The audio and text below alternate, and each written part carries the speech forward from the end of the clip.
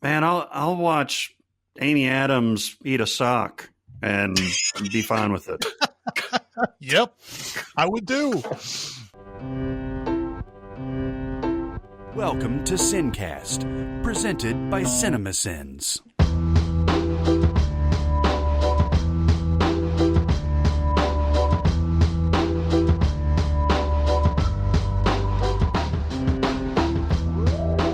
All right, everybody, welcome to the SinCast. This is Chris Atkinson from Cinemasins, joined as always by the voice of Cinemasins, Jeremy Scott. Kapow! And from Music Video Sins, Barrett Share. Yeah! Do you guys have anything that you want to recommend or warn right off the bat on this show? Oh. Totes amazeballs. There, go right. It won the Academy Award. Oh, for what? For best movie ever made. What do you got? What do you got, Chris? Me? Oh, okay. I got you something. Tossing I it got back. a movie for you. I got a movie. I've been recommended this movie allegedly 2 years. Someone reminded me of this. Somebody reminded me that I had been recommended this movie for 2 years and I hadn't seen it yet. Now I've seen it. It's called The Man from Earth. It doesn't have very many people that you would recognize in it. William Cott of Carrie and the Greatest American Hero fame. The last of the Well, first. the last, the first, the greatest. Yeah, there you go. He's in it. Richard Reel, who's in Office Space, and is the guy who's worried about his job. He's in there too. But a lot of the people you you're probably not familiar with. But it's about this guy who, just before he gets his tenure at a college, he decides to quit. And he goes out to a cabin and he's going to move away to some place that nobody knows. And all of his buddies that he's gotten at the college are coming out, and they feel like they think that he's going to just kind of like party or something like that before he leaves. And so of course, naturally, everybody here, they're scholars. They're naturally wondering, why in the world would you leave at this moment when you're about to get tenure at a college? And he just gives them some vague answers at first. And then he decides, maybe I should tell him the truth. Of course, you'll be wondering all the way through this movie if he's telling the truth or not, that he is actually 14,000 years old. And that he has seen so many things and whatever, and like every time somebody asks him a question, he seems to have a really good answer for it, and it seems very convincing. And so the whole movie is him saying, this is what happened when I was I started here, and then I moved on to here, and then I moved on to here. And, he starts getting into the whole thing. Like, he's like, I actually met the Buddha and I learned under the Buddha and all these. Yeah, exactly. Actually Tony Todd is in it. Oh, really? When was this made? 2007. Oh, wow. Mm-hmm. But yeah, Tony Todd is so everybody's got their various levels of skepticism. Tony Todd seems to be the guy who's like, I don't know if this is true or not, but it sure sounds convincing. And then William Cott is like the get the fuck out of here with this shit. You got to be fucking kidding me with this bullshit. And so he just keeps telling them stories, and it starts getting more and more controversial as he gets further through the story. I don't want to tell you too much else about it, actually, because a lot of your enjoyment of this movie will come from, is he telling the truth? I don't know if he's telling the truth. And what the other characters do in response to a lot of the things that he is saying in this. But it is very interesting. By the end of it, you're going to be like, wow, I really liked it. I'm recommending it. Cool. It's very cheaply done. Like it's not like slick or anything. It's definitely a movie that was made on the cheap, with the one location and very, barely recognizable actors in the movie and everything. But I really, really enjoyed it. It's got, the reason why I liked it so much is that it really gives you a lot of good perspectives about things that we believe in. Just as, and why we believe in them and everything. And there's a great moment. It's sort of the breaking point where he tells this story that's religious in nature, that where everybody's just kind of like, oh my God, seriously? He's actually going there. It's going to make you think. That movie's going to make you think for a while after you watch it. Interesting. Where'd you find it? Tubi. That's reliable Tubi service. Tubi's free. It's commercials and stuff that you'll have to sit through when you watch movies, but they don't cut them.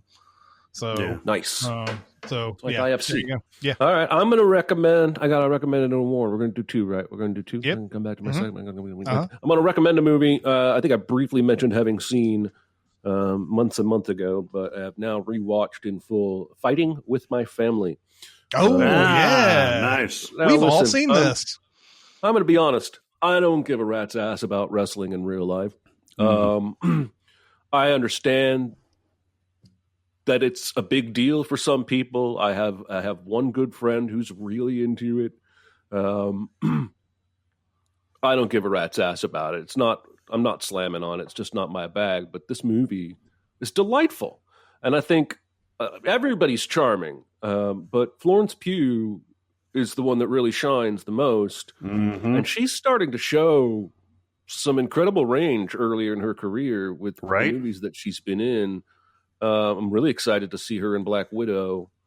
But she's so charismatic and charming, and Nick Frost is her dad, and he's almost scene stealing. Yeah, he is. Her brother, who I call Buff Simon Pegg, is Jack Loudon. I'm not familiar with him, but he's good too.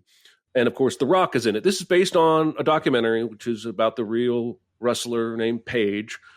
And her family is English, and they're really into like bar wrestling and like underground wrestling. And her brother try out for basically the minor league training program for wrestling. And her brother doesn't make it, and she does. Bitterness, jealousy and bitterness. So she goes off to training where Vince Vaughn, listen, this movie, I say it's delightful. It's a full recommend, but none of this movie is going to surprise you. None of the characters are outside the lines. None of the twists are twisty. Vince Vaughn is that so hard on you because I'm trying to make you better because I see a real potential kind of coach. She goes back home where her family is trying to monopolize on her fame over Christmas. And they've set up this, match for fun, and they're going to make money on it. She's going to wrestle her brother. She tells her brother, I don't want to give the whole movie away, but she tells her brother she's going to quit. Well, her brother, his way of responding is to beat the shit out of her in the ring, and then yell at her for throwing away an opportunity he would die for. And I think he could have maybe said that and then gone ahead with the match the way that they had planned. Because as the dad says, you could have broken her neck 3 times in that with those moves. What were you thinking? The Rock shows up the night before WrestleMania, as you do, and says, hey, you're going to wrestle tomorrow. Congratulations. Call your family. And she calls her family, and everybody's all excited. And she goes out and wrestles. And the movie makes it seem like it's not scripted. The movie makes it seem like she defeats the other wrestler by being better. And that's not how wrestling works. Really? Is it? I don't remember this, actually. I'm pretty sure it's all scripted. No, it definitely is, but I think that's how it's portrayed. I don't remember this being in the movie. movie. Yeah. Yeah, like Vince Vaughn, he's even like, this is your chance to prove yourself. And I would think that would mean, in real life, how well you execute the moves, how charismatic you are with the crowd. But the movie makes it, she wins. she beats this other wrestler who's like the best wrestler in women's wrestling.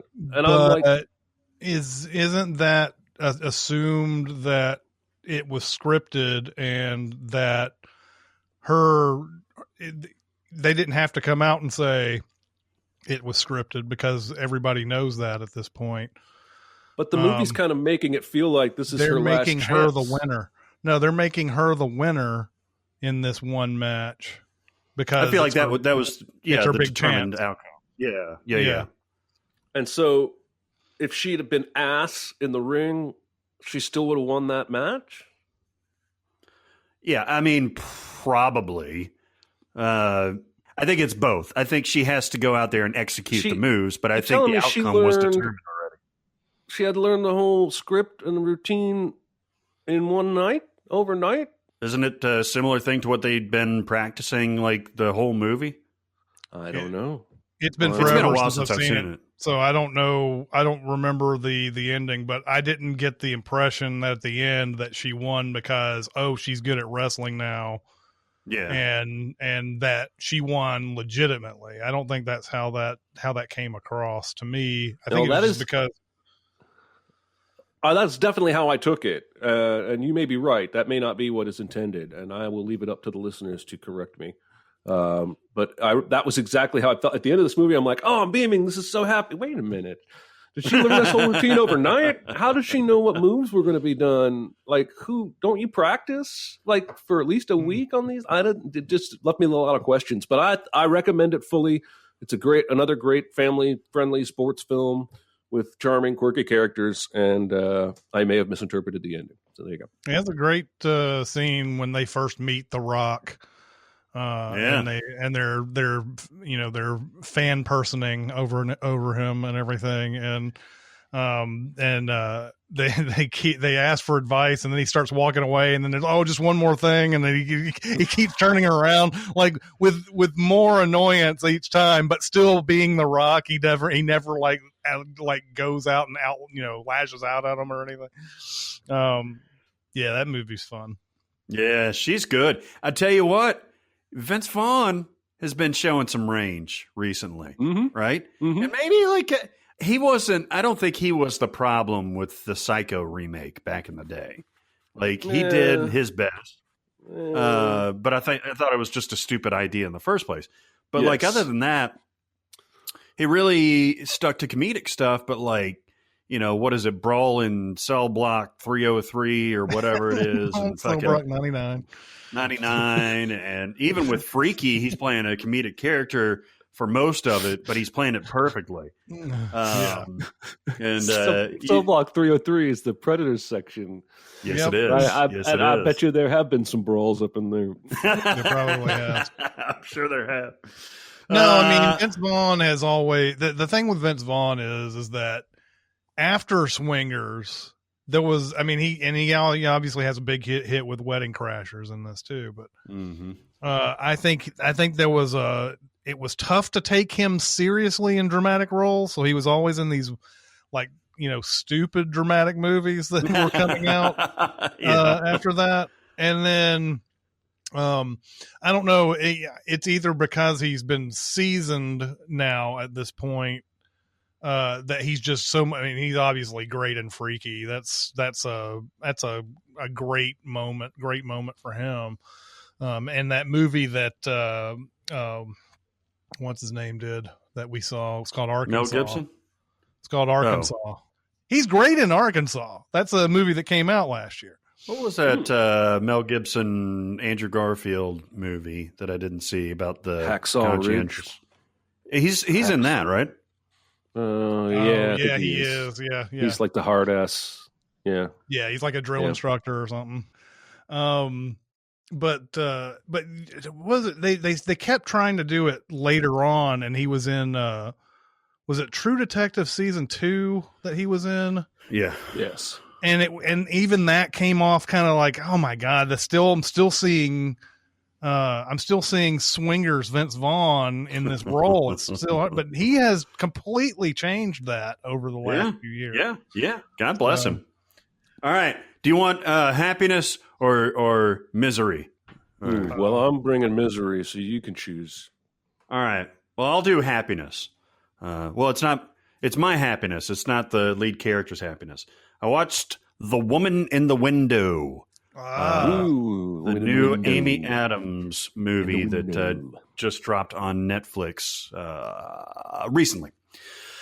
I had no idea. I know this was a book. It very much sounds like Girl on a Train or The Girl in the Pearl Earring. Or Girl good at math. Little girl good at math. Jeremy and I went back and forth with tweets of all the girls and women that are doing things. That's right. But so, I mean, yeah, the title is the title, right? It's the book's title. But I had no idea what to expect. I think I saw a trailer, and there's something about like, you know, mistaken identity, and maybe Amy Adams' character is, quote, crazy, that kind of thing. It's like, I like Amy Adams, basically anything she does. So I decided, all right, not knowing anything. Then I find out Joe Wright directed it. I'm like, oh, all right, I like Joe Wright. He's done some good stuff. Then first scene is Amy Adams sitting with her psychiatrist, who's played by SinCast favorite Tracy Letts. Then I look up this movie, and Tracy Letts wrote the screenplay. And I was like, huh. And then there's Julianne Moore, and then there's Jennifer Jason Leigh, and there's Gary Oldman, and there's Anthony Mackie, and there's Brian Tyree Henry. And I'm like, holy shit, this is a lot of people that I like. And I am going to say very, very little about this plot. Besides the fact that we know Amy Adams' character is an agoraphobic child psychologist who cannot go outside of her house. That's why she's the woman in the window. She looks out and interacts with the outside world by, you know, being like online. Taylor Swift, where they write notes like that video. She writes notes. You'll be the prince and you belong with me. Yeah. Yeah, she asks a guy to prom. That's the plot of the movie. Very weird. But yeah, so she interacts by staying, and then there's a little bit of Rear Window in there, obviously, because she is kind of spying on a family across the street. The dad is Gary Oldman, and then the mom and the son who comes over to deliver a gift. They just moved in. He delivers a gift to Amy Adams' character. And they strike up a friendship.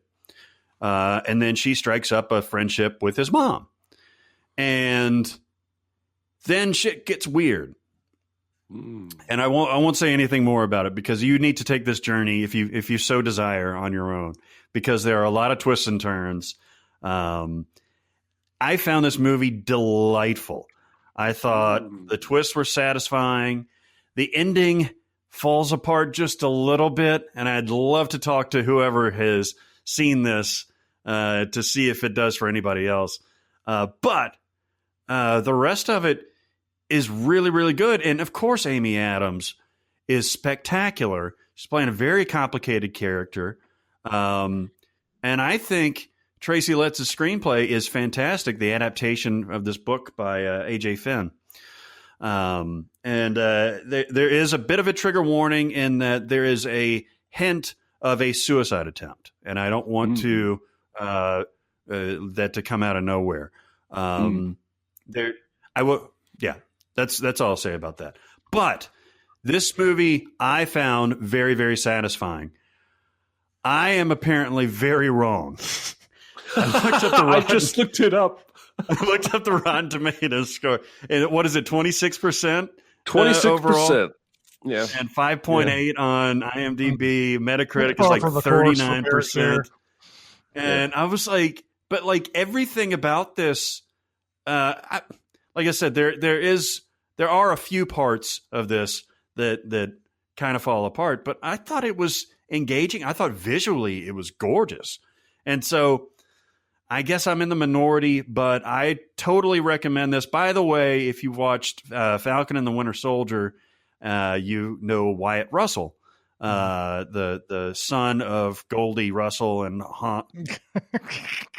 Goldie Hawn and Russell. Kurt Russell. Goldie Hawn. Yes. Goldie Kurt. Goldie Kurt. Kurt Hawn. And Wyatt Russell is in this movie too.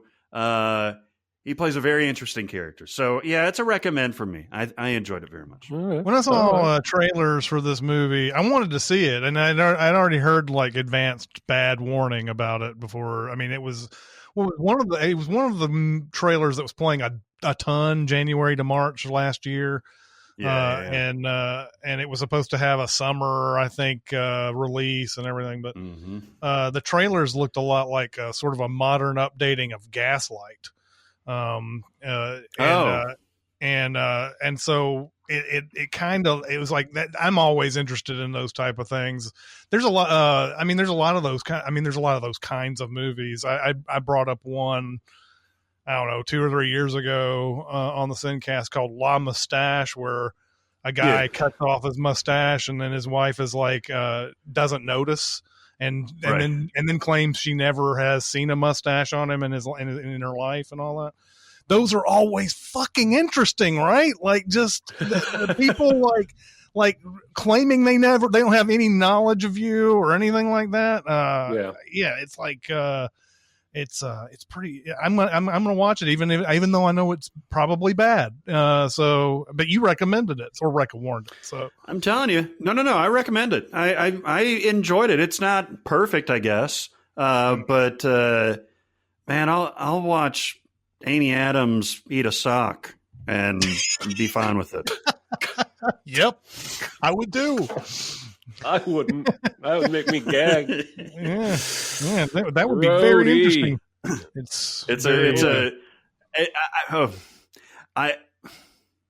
I don't want to compare it to Serenity, but it goes for whatever it goes for.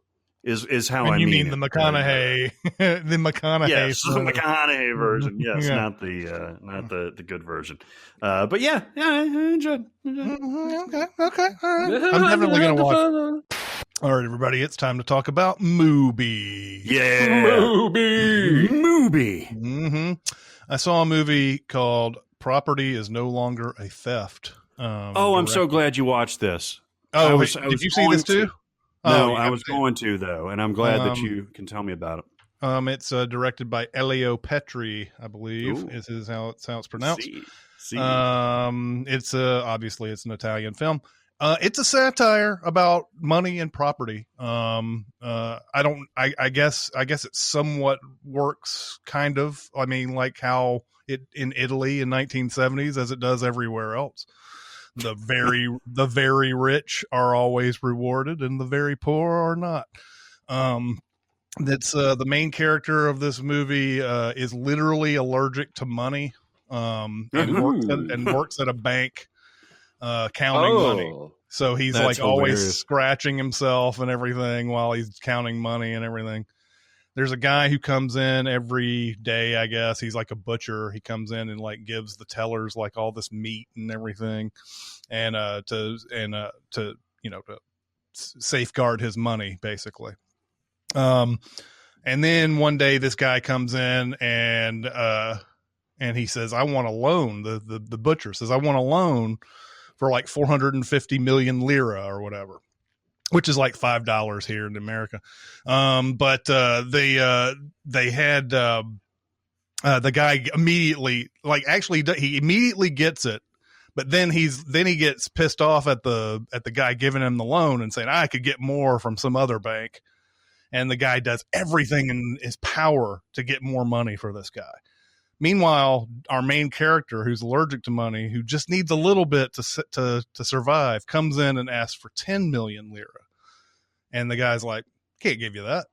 What have you shown in society that says that you deserve 10 million lira? So this guy decides, I'm going to quit this job, and now I'm going to start stealing from this butcher guy, and I'm going to ruin him. I'm going to ruin this guy. And what you find out, because this is a satire, is that's not going to do shit to this guy. Stealing this guy's money isn't going to do fucking anything.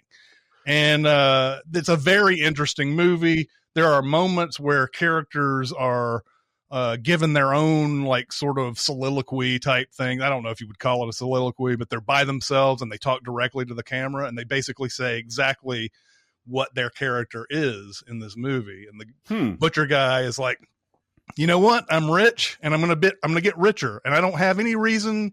I don't have any goals in mind about it. It's just, I just want to be richer is what it is. I just want to have more money than everybody else. And scene. Then there's a woman who comes in and she's the butcher's mistress. And she's like, I'm a thing. That's all I am. I'm a thing for guys to come over and like just use me as they will or whatever. She even describes herself as a vase with many holes that men can, can just grab at will and all this type of stuff. And, and so,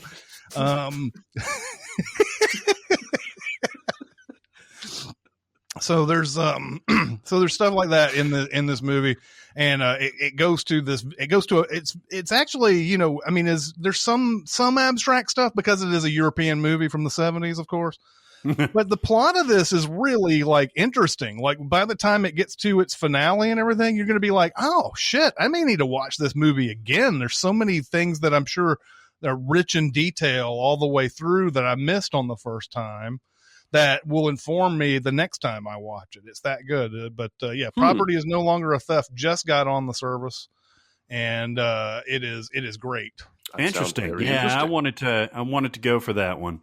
When I went to MUBI the other day, though, they've got this double bill of mountaineering movies. Right? Mm-hmm. One is a drama called North Face, which I had heard of before, mm-hmm. and one is a documentary called Meru. The cat. And yes. I was like, I didn't know if it was foreign. I didn't know what the deal was, but it's directed by Jimmy Chin, who directed Free Solo. Oh yeah. And a lot of people have seen Free Solo, and that story. What I loved about Free Solo is that it's not all about the climbing. Mm-hmm. It's about this dude, his relationships, how he became who he became, that kind of thing. Mm-hmm. And so, but I expected a climbing documentary, right? All right. And those are spectacular. This dude, Jimmy Chin, is one of maybe two people on the planet that can get footage like he can get, because mm-hmm. he is one of the best climbers in the world too. And he just happens to be an excellent cameraman. You're not ready for this movie because the climbing is spectacular. The shots are spectacular, but and it goes, through their first attempt at this. I won't say whether it's successful or not. And then it takes a turn, This thing goes all over the place. There is life-threatening injuries that have nothing to do with climbing. There's one shot, the main guy, the top climber in the entire world, is Conrad Anker, who's like world famous, and he and Jimmy Chin are buddies and they climb together. And there's a shot of him on the cover of like Outside magazine or something like that. And it says like Conrad Anker, all his friends are gone. His life is a soap opera, all that stuff. And like, I was like, what does that mean? His life is a soap opera. It's a fucking soap opera. It is crazy. And I can't describe this movie, and I don't want to give too much away. Even though it's a documentary, you want to watch this movie. Meru.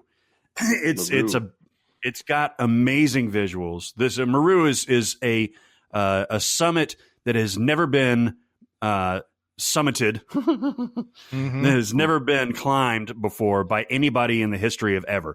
It's in the Himalayas in northern India and Nepal. And this is three people's quest to conquer that. And it's intense. It is funny at times. It's heartbreaking at times.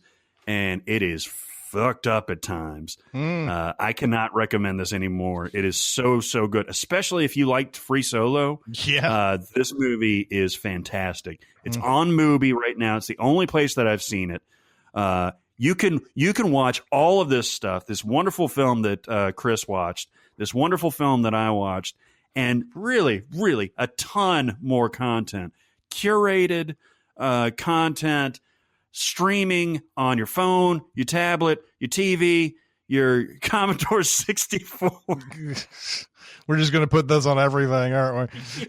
On every device that you have, you can get MUBI. Go to MUBI.com. BetterHelp.com/CinemaSins.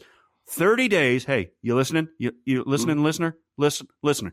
Look, don't tune out. All right. 30 days free. 30 days free. Mhm. If you go to MUBI.com/CinemaSins. It's 30 days. What you got to lose, listener? You ain't got nothing to lose. So sign up right now and watch that Meru and let me know what you think because it's awesome. I'm going to recommend another documentary that's on Netflix called Operation Varsity Blues, which is about, oh no, About Aunt Becky.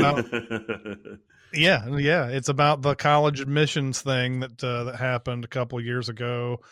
I didn't really like pay much attention to the details of that story. Every time that story came up, it was like Felicity Huffman and Lori Loughlin and blah blah blah, and it's like basically the gist of it was, they paid these colleges money to get their kids into the school, and I didn't hear any other details other than that. So the revelations in this documentary were surprising to me.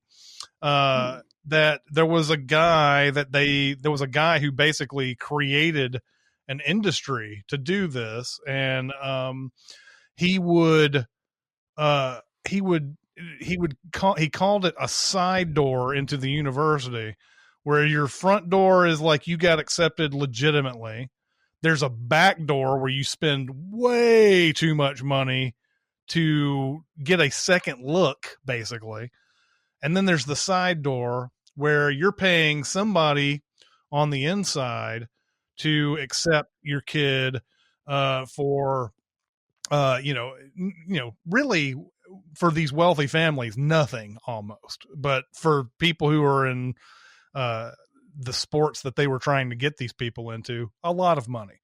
So this guy found sort of a loophole where, like he would find sports like crew and water polo and these very like small sports that lose money basically.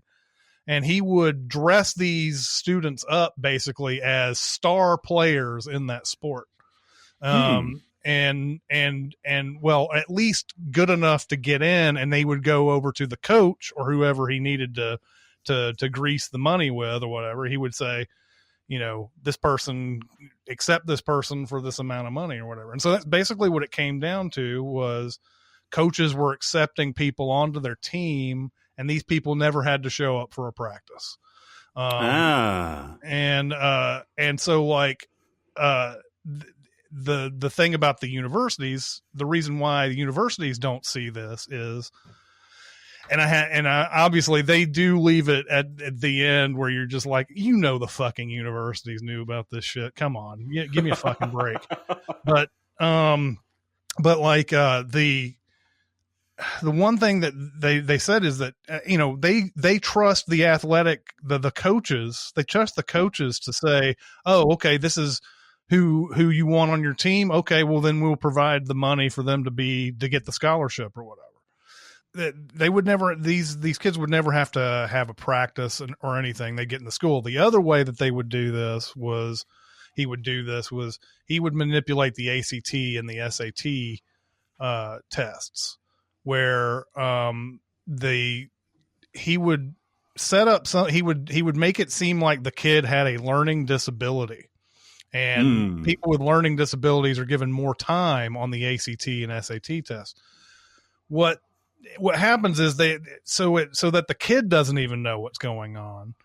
The kid takes the test in a completely empty classroom, hands in the test, and then somebody who is in the testing industry that this guy found takes the test for them, essentially, to get the score that they needed on the ACT or SAT. So yeah, this documentary is fascinating. Just how this works out. And I kept wondering, who's the main villain in this? Because you could name, I think, nearly everybody's equal, right? Like the coaches who take the money are creating this industry. And then you have the guy who's the main dude who's pivoting all this type of stuff. You know, yeah, he seems like the big fish, but he's not really. He's just saying, hey, you know, would you take these kids in if I paid you money? And these people are accepting it and everything. And then, you know, the parents themselves are obviously not blameless, and it was hard to figure out who the real main bad guy is. I don't think there is a main bad guy in this. It's just you know, but these universities, man, the US, like, I think the they were trying to, was it the USC thing? I think it was USC. I can't remember. It was one of the colleges, one of the universities that was involved on this, like, got $700,000 to their athletic director. That stuff that they didn't even earn or ask for, and then claimed to be the victim in all of this because they were hoodwinked or whatever, but then they didn't do anything with that money except just have it in their bank account the whole time. Now, the movie does say at the end that they deny that they had that money in their bank account, that they gave it to charity or something. I don't know whatever it was, but you know, the defense lawyer for one of the coaches, and one of the coaches in here is presented as possibly blameless in this because he didn't take money to enrich himself. It was just to the athletics department that got that money came. The defense lawyer for that guy was like, I've never seen a case where a victim got $700,000 and then like somehow could claim that they've been harmed in a situation. You know, I've never seen a case like that. Anyway, the Operation Varsity Blues thing is on Netflix. And if you wanted to learn more about that whole thing, when you kept hearing Lori Laughlin's name and Felicity Huffman's name in the news, it goes in detail about how the operation worked and how this came to be and everything. And it's very fascinating. Yeah. Pardon my ignorance. We usually do. What is the illegal part of this? Because this was an FBI investigation, right? Mm-hmm. What is it? Fraud? Is that the crime that they were charged with? I don't know exactly what they called it in this, but at one point one of the FBI agents says, when you pay somebody in a university to accept somebody into you accept somebody or whatever, that's just illegal. It's just straight illegal. They were bringing up RICO stuff in this too. I don't know how much of it. How much of that is RICO? I see a lot of discussion about RICO that's wrong, apparently, on Twitter a lot. Yeah. But yeah, I think it is probably some sort of fraud in there because it's not although there was somebody implicated in actual admissions in one of these colleges. But I think that's what it is. It's some sort of fraud. It's somebody not getting into a place by the normal means, the fair means. Yeah, I mean, I'm just saying, like, people all the time, you know, boosters get their big boosters get their kids into universities. Mm-hmm.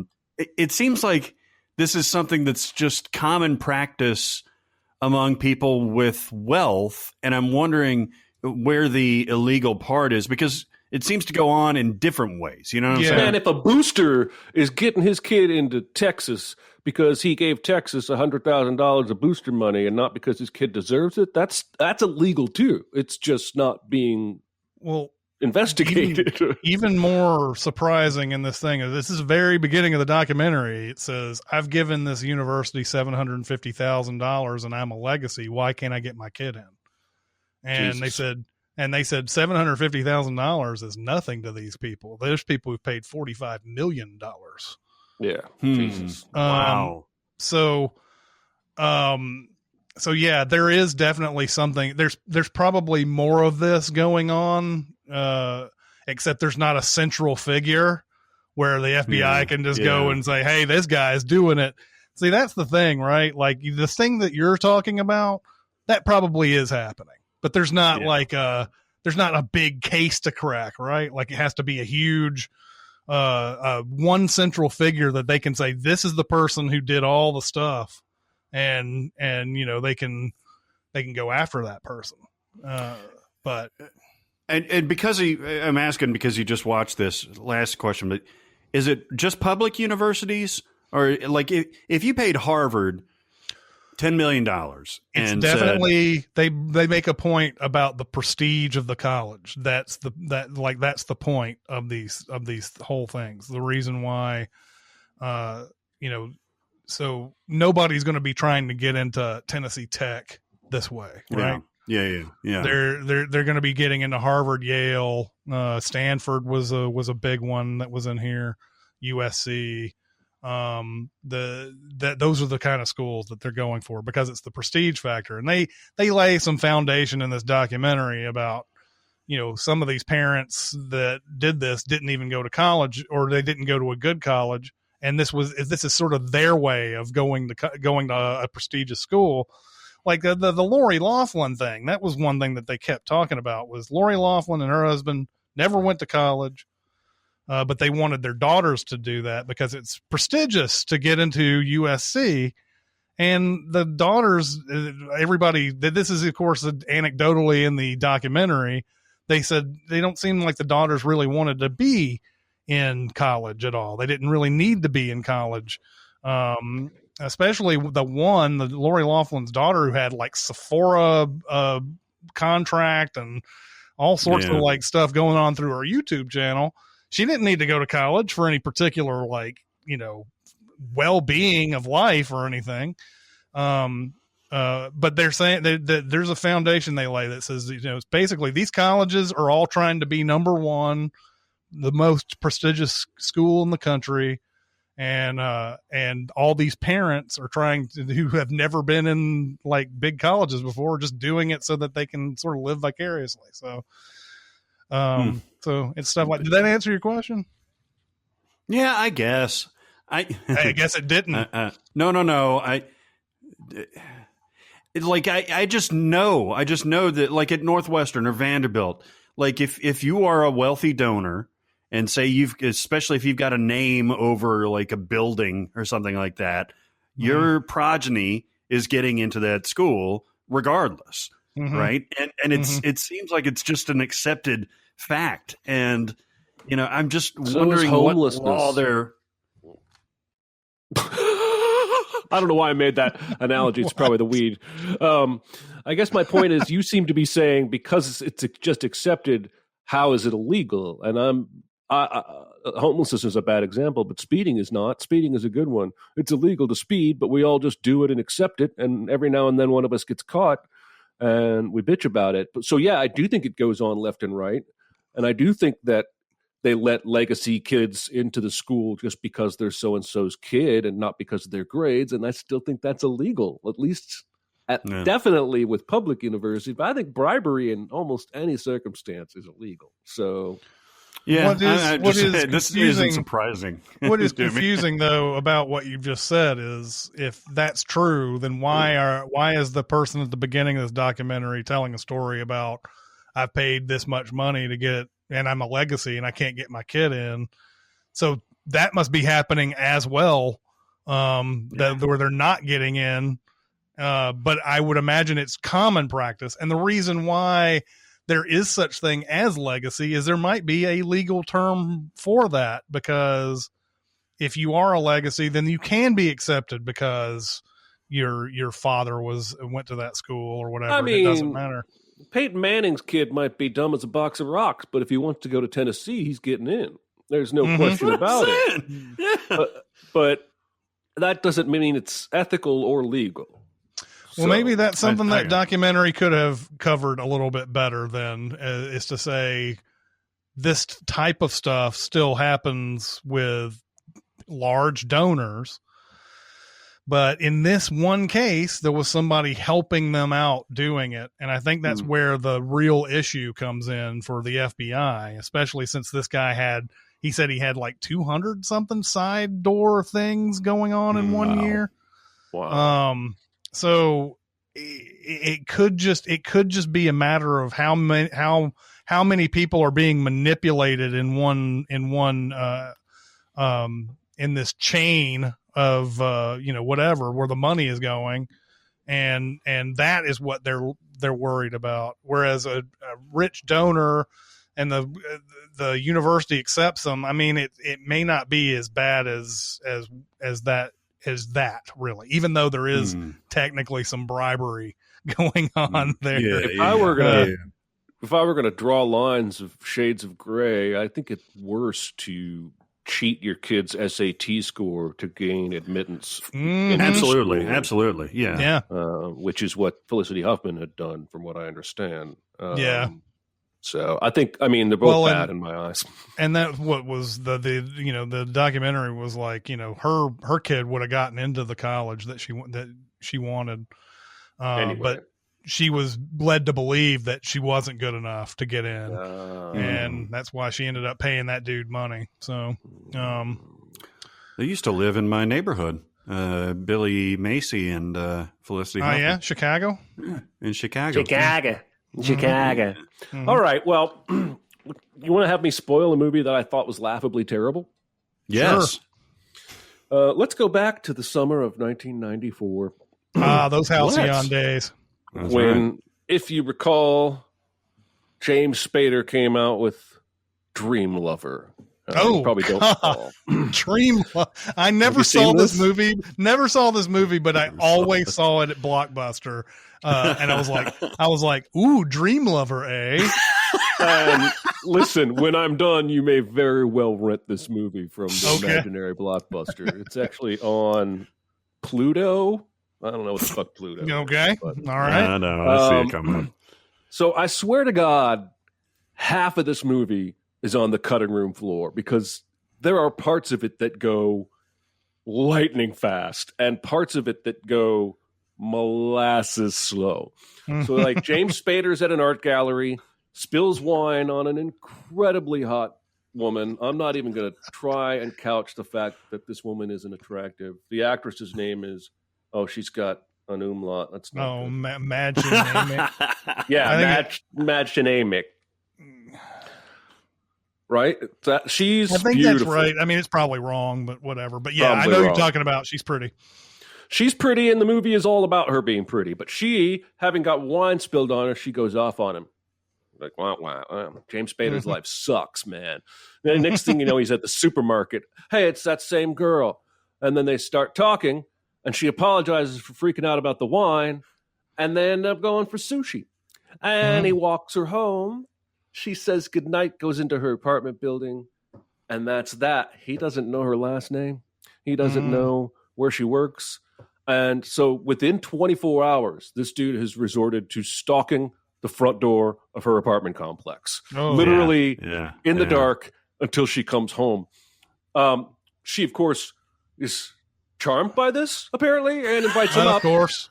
It's a 90s movie. She invites him up. They have sex, much nudity.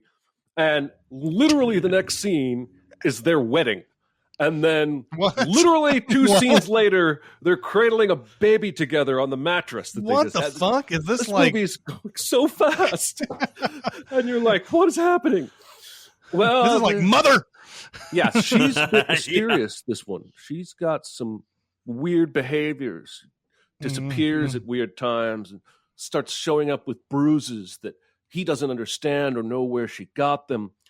And he meets a woman, and over coffee, she mentions she went to such and such university, which is where his wife went. And this is where he finds out all of his wife's stories at the university are lies. She lied about her past. Oh, no. I guess I'm going to wait 3 years and then drive to her hometown, because that's what he does. 3 years later, he drives to her hometown and finds out, that's not her name. She goes by Sissy, but it also goes by this other name, and there may be 2 of them. We're not sure, but her parents live over there. So he goes over to talk to the parents, and they already know his name. Wah, wah, wah. And none of the stories are matching up, right? So he goes back and then finally catches her in a lie because, well, not a lie. She just, well, I think it was on purpose, but her visa bill comes to his office instead of going to the house like it always does. And he sees how much money she's spending every Wednesday at the Hotel Casa Vadasa Vaduba.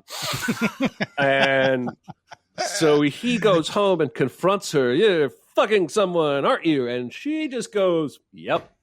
And it's one of your friends, and I'm not going to tell you who. And also, your kids might not be your kids. They might be his. Ha, ha, ha. And he punches her. Then he storms out, because that's what you do after you punch your wife. You storm out for a brisk walk. And he comes home to a psychiatrist and the cops, and they 5150 him. And they put him in and lock him up for 6 months in the psych ward because the judge believes the bruises were from the husband. And this sudden psychiatrist he didn't know existed says, she's been seeing me for months, telling me he beats her and showing up with these bruises. And James Spader's like, I'm going crazy. I'm not actually crazy, but you think I'm crazy and it's making me crazy. And finally, he has an idea. I'm spoiling this movie. I don't give a shit. He talks to a friend on the phone who knows both him and this wife who locked him up and says, you tell her she made a mistake in her grand plan. Because she had earlier confessed, right? Yes, I'm sleeping with this other guy, but also that she'd been lying to him all along. She just wanted his money, right? Because he's a super wealthy guy. So he says that, hoping to lure her out of hiding, right? Which, of course, what happens? She comes to see him at the psych ward. And they're taking a stroll, and he's being followed by one of the medical dudes, like always. Only there's a distraction. And another patient jumps on the medical dude and distracts him and runs away. And now James Spader and his evil wife are all alone, still out in the open in front of a bunch of windows, but all alone, where he says, your mistake was, I'm crazy. And he starts choking her. And he says, I can't be charged with homicide if I'm crazy. And she starts this wild look in her eyes. And he's like, I'm criminally insane. And then the most ridiculous part of the whole movie is he says, in a year, they'll find me sane again, and I'll be out on the street, and you'll be dead. And I'm like, what world do you live in where you think people found criminally insane of murder are out within a year? Then he kills her on the spot. End of movie. This movie thought it had something. And it was just a lot of nothing. And I watched every single bit of it, and I'm still warning, even though there's a movie I saw recently that has almost this exact same plot, except for the ending that you just described. And I'm trying to remember what I saw, because it's that same kind of deal where it's like, I don't know if the kid, maybe the kid thing happened too. God, I'll have to think about that. But, I swear I've seen a movie just like this, like very recently.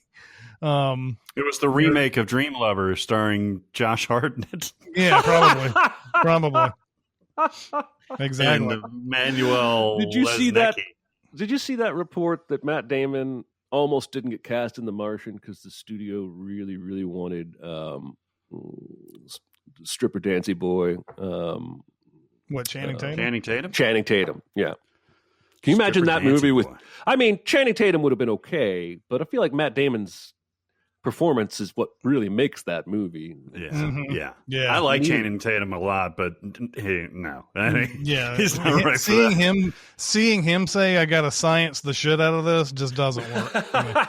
That's a good point. What does he say? Fuck you, science. Fuck you, science. Yeah. Wow. All right, that sounds awful. And Barrett, you got one more? You got Yeah, I got one that disappointed me. I hated it. I hated it because I love Taylor Sheridan. I love this guy. He wrote Hell or High Water. He wrote Sicario, which is fantastic. And is he directing your Yellowstone thing, Jeremy? He directed episodes, but he's the showrunner and he's the writer, creator. So he just did a movie called Those Who Wish Me Dead. Worst title fucking ever, by the way. Yeah. This is Taylor Sheridan. It was written, or at least produced, by Steve Zalian. And there's a lot of good people in this. Angelina Jolie. Nicholas Hoult is in this, one of our faves. Your boy Littlefinger, right? Is that Aidan Gillen? Yeah. He's in there. John Bernthal is in here, who's really, really good. Actually, he's fantastic. This movie's all over the place. There are parts of this movie that I really like, and there's parts of them that I hate. But the big part is that it's a million movies in one. It's, a relationship story. It's a hunter survival story. It's a fire smoke jumper movie. It's a trauma movie. It's a family movie. There's so many things going on in there. The ostensible plot is that Angelina Jolie, welcome return for her, by the way. I haven't seen her in anything, especially this populist, in forever. And she looks and acts great. She is the captain of a smoke jumper team, and she lost control of a blaze, and she lost one of her team members. So and she's far, traumatized it's Courage by Under it. Fire, but with fire people instead of Iraqi war tank guys. That's right. And so they demote her to a tower where she looks out for fires. That's her punishment for getting somebody killed.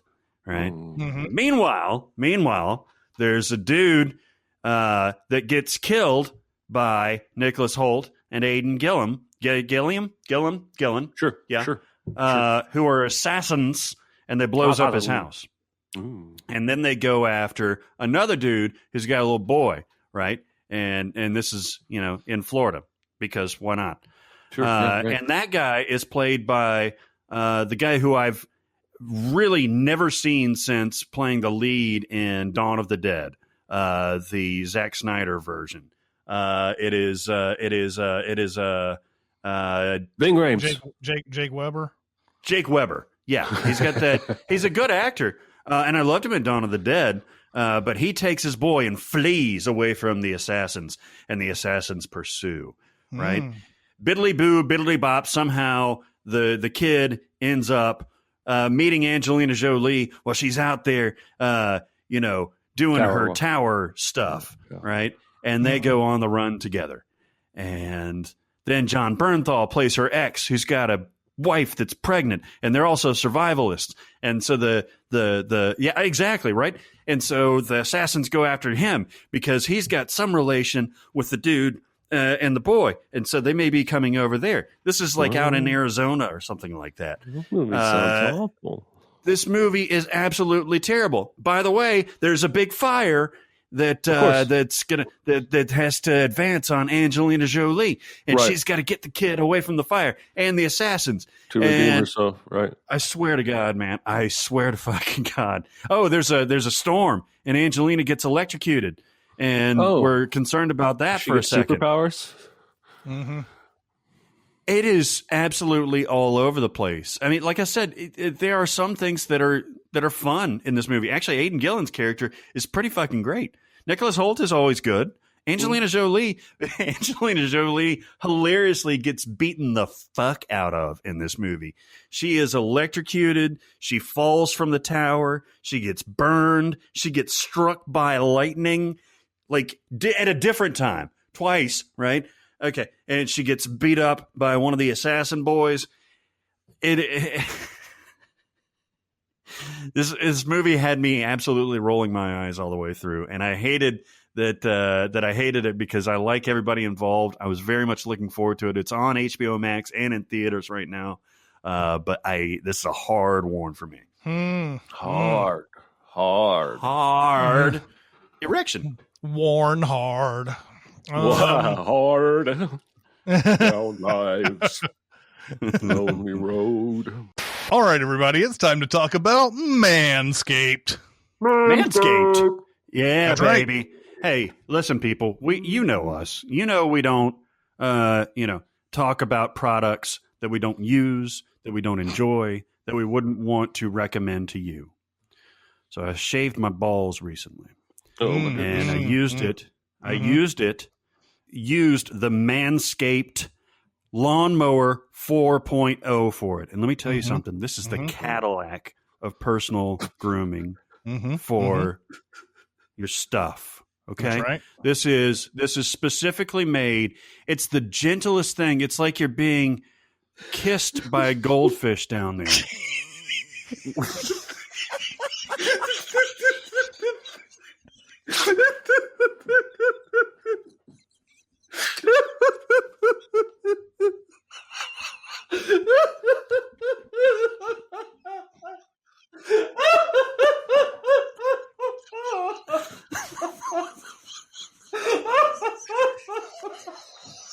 Oh, God, Jesus. Oh, Jesus. Oh, Jesus. Oh, Jesus.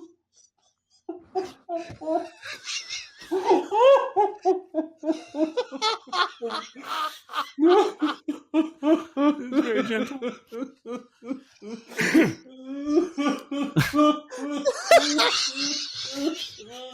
I'm hurting.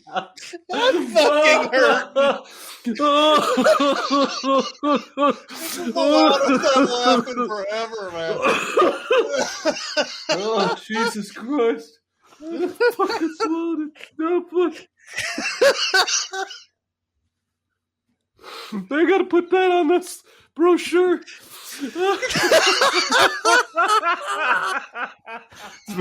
Very gentle.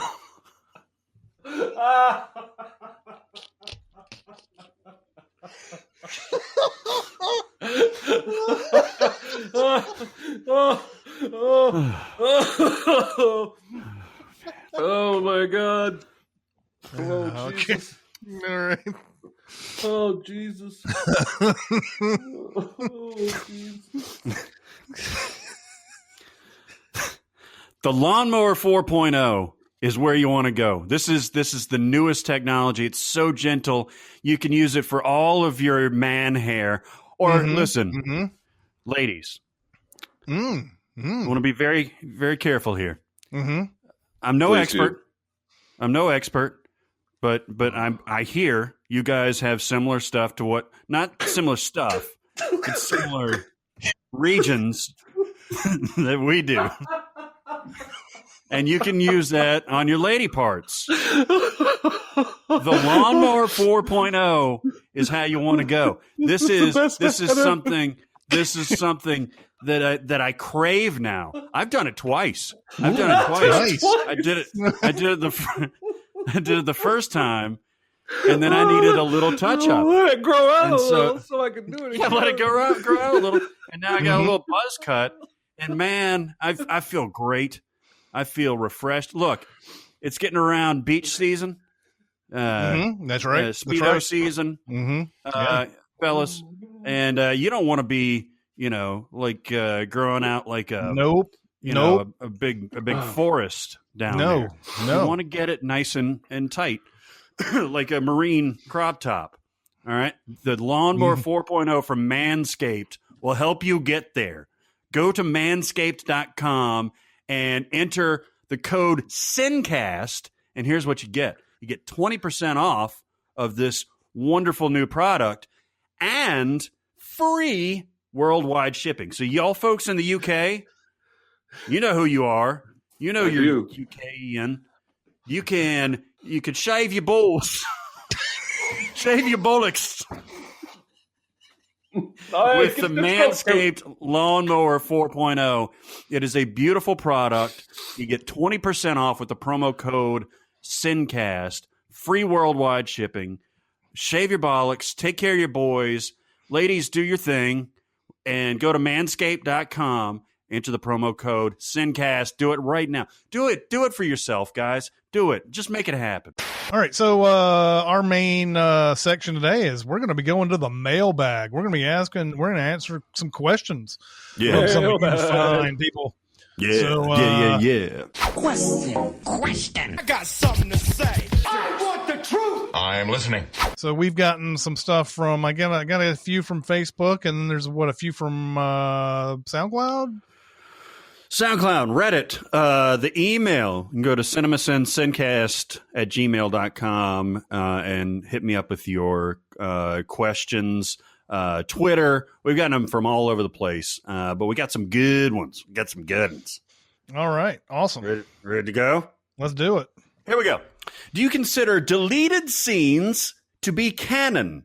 Shots and scenes left on the cutting room floor may be considered non-canonical as they don't make it to the final story told on screen. But the script and acting decisions were informed by these details nonetheless, thus influencing the canon indirectly. For instance, in the Lord of the Rings trilogy, Boromir is depicted as a war hero and loving brother to Faramir in the deleted scenes, a characteristic that informs how he is perceived by the rest of the Fellowship. But lacking that information, the viewer knows him as little more than a brash, selfish character whose pride is unfounded. What are we to interpret as, quote, the truth? So this is a good question because it made me actually consider this for longer than normal, because a lot of times when, there's a debate about, well, you should have watched the director's cut or whatever. And I'm just like, well, fuck, I saw the theatrical version. What do you want me to do? I mean, what are we considering the real thing here? In the end, I was sitting there thinking, is it possibly the version that most people have gotten exposed to over time is what becomes canon? Mm-hmm. I remember we were recording one time, I think, and we were talking about Anchorman. And I've seen the unrated version of Anchorman more than I've seen the theatrical version of it at this point. Now, I don't know. I can't remember if that's a choice. I put the Blu-ray in and maybe just click on unrated, just as maybe most people go to the theatrical or whatever. But I remember thinking that the part right after he says, "Go fuck yourself, San Diego," there's a scene where he's going out and there's the angry mob outside and he's like, "I would never say fuck. I would never fucking say that," and all that. And I thought that was the part of the movie at that point. Like, I had never, and I brought this up at one point and I think Barrett was like, no, that wasn't part of the original. And so I think, and there's no way to measure this. This is why I would like to say just no. It doesn't. These deleted scenes are not canon. There's no way to measure whether the masses have seen a particular version of something more than they have seen the original theatrical cut and whatever. And I ended up just thinking this is like Schrodinger's canon, right? Because because deleted scenes can both not be and be part of the canon. To me, I think it depends on which version do people watch the most, which people, like if you went out to a bar and you started talking about the Star Wars trilogy, how many people would bring up shit from the special edition as canon, whereas most of us who watched the trilogy millions of times before the special edition would say the original trilogy before they changed anything would be canon. So, and it's also a fluid definition, right? Because movies can just say, okay, we're going to skip 3, 4, 5, and 6 in this franchise, pretend like the Halloween franchise, where they're pretending none of those movies are happened, and we're going to do a direct sequel to this. So now none of those are technically canon anymore. Who's deciding that? Is it Danny McBride? Is it the property, the IP owner, the studio? It's a great question. And my gut answer that I wrote down was no, that if a deleted scene cannot be part of canon. Canon is the original vision we get. But then, like you said, I started thinking about the Star Wars special editions where Lucas is just like, no, those old ones are not canon anymore. I made this, and I'm telling you these ones are canon now. That's all I'm going to sell you for the rest of your life. Does that even change what canon is for some Star Wars fans? I doubt it. Fascinating discussion starter, but I don't know if we can concretely answer that question. No. You have to also think about, the filmmaker's vision. And I immediately think about Ridley Scott and Blade Runner, and I think about Richard Kelly, who we talked to, and his two more popular films, Donnie Darko and Southland Tales. we heard it from him that the can cut of Southland Tales is not what he intended. It wasn't done because of financial constraints, because of time constraints and things like that. And so he already had this mapped out and he had this shot, but he just couldn't get it to where it needed to be by the time that came out, which became the theatrical release. Same thing with Donnie Darko.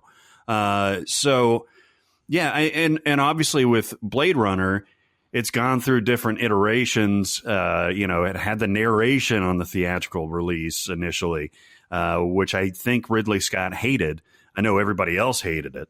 So he's since come out with his director's cut. I think a few different cuts. There's several different versions of Blade Runner, which makes that conversation even more complex. And Apocalypse Now has been doing this. Yep, no kidding, right? Apocalypse Now has a 4-hour version, a 3-hour version, and a 2-hour version. So which one is it? And, Coppola's got, the Redux, which he was so proud of a few years ago. Of course, a lot of this is about money, right? When they come out with the different cuts. Yeah. And that's what it comes down to. I think in the Coppola case, it might be that case. So yeah. Every time I make the joke, I've done it twice now on Twitter about Scotty carrying that mostly dead engineering guy all the way up to the bridge to say, look, fuckers, look what you caused. Somebody always corrects me and says, there's a deleted scene where you find out that's his nephew. And I'm always like, that's not canon, bitches. That doesn't count. Like, it's a deleted scene. And in plus, context, it makes no sense. Fuck? Who gives a fuck if it's his nephew? Why did he carry him all the way up there? Yeah. Fucking give a shit. Another good point. Yeah. So I don't know. I think and especially the part of the question where it says, that informs different or the later subsequent actions. I'll give you one example. In American Beauty, we've talked about this before. The original ending was to have Wes Bentley and Thora Birch's character put on trial for the murder of Kevin Spacey's character because, and the original theatrical cut has that scene of Wes Bentley filming, or no, she puts it on him, and she's like, maybe we should just kill him, referring to her father. And so that's who gets blamed for the murder. I never knew really what the purpose of that scene was until I figured out that they get implicated later on. So that makes sense to me. I don't know if I'd call it canon, but it would enrich that whole story. It would make that scene make a lot of sense. So, yeah, I don't know. I don't know what to... So we didn't answer your question. I think we're all kind of know about it. Yeah. Because in the end, the movie that comes out in the theater is movies are collaborations, right? So that means the director and everybody who made that movie and the studio are involved. And yeah, that sucks that there's so many cooks in the kitchen and everything, but that's the movie that they decided to come out with. There's some, there's some gaffer who doesn't want this version of the movie out either. They have a different version of the movie in their head the too. Gaffer's cut. Gaffer cut. Oh, that would be awesome. Some movie needs to come out with a gaffer cut. That would be great. The best boy cut.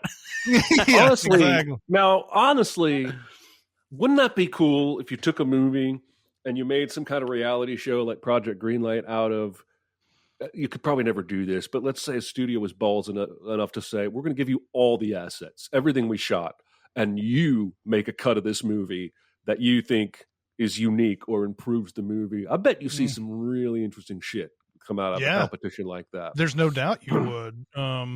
When people, I think, under the circumstance of where somebody's actually making a movie and editing it and getting it out in the theaters, there's a lot of pressure to get it to be this one way. Whereas the people who took that footage, who have no pressure whatsoever, other than to maybe win a contest, they would come up with some really cool things that the people who are under pressure would never have come up with. Mm-hmm. So I think it would be awesome. I've always thought it would be cool too if like you got 4 awesome directors to shoot the same script. Yeah. And see how they come up with difference different things and everything. There's a lot of these anthologies that they've combined all these big directors. I would love to see the same movie getting shot 4 times and just to see what they would do with it and everything. So That'd be awesome. That's an awesome idea. Here's the next one. I'm going to jump around a little bit. Jump around. I like this one. What moment from a good movie makes you laugh even though it's supposed to be serious? I recently rewatched The Bourne Identity and I couldn't help but chuckle when the assassin jumps out the window. I'll tell you, there's a scene, I may have even brought this up before, but there's a scene in The Kids Are All Right where the movie's about, Mark Ruffalo is the biological dad of these kids that Julianne Moore and Annette Bening are raising, a lesbian couple raising 2 kids. And one of the kids both of the kids want to meet their biological dad. So they start hanging out with Mark Ruffalo a bunch. And then finally Ruffalo starts coming up with these ideas or whatever of like what they should be able to do and all this type of stuff. So there's a big scene where Annette Bening gets pissed off at Mark Ruffalo, and Ruffalo was like, well, I was just thinking maybe you could do this and this and whatever. And Annette Bening, I'm the only person in the theater who laughs at this. So I was fucking embarrassed as shit, I guess, when this happened. But she goes, I need your advice like I need your dick in my ass. And I was just I was the only person in that theater of like 20 or so laughing at that. And I was like, oh, I guess that's serious. I don't know. And I remember also, I didn't really even notice this when the first time I watched it. But I remember when In the Line of Fire came out at my theater, and when I was at Williamson Square, we were watching it the Thursday night before it came out, and there's a big meeting at the beginning of this or whatever, and this guy goes, I don't have time for this. I've got 5,000 agents stationed in Miami. And he walks out, and and somebody next to me, like a couple of years older than me, was like, what the fuck does that have to do with anything? It's fucking agents in Miami. What does that have to fucking do with? Oh man. So now I laugh at that line every time I see it. So Nice. What do you think? I always laugh at the Star Trek, I think it's Wrath of Khan, where they talk about, because they're going into the nebula and I think it's Savick is like, hey, our instruments won't work in there. And Spock says, or Spock or Kirk, fuck it, I'm fucking it up. It's the weed. But one of them says sauce for the goose.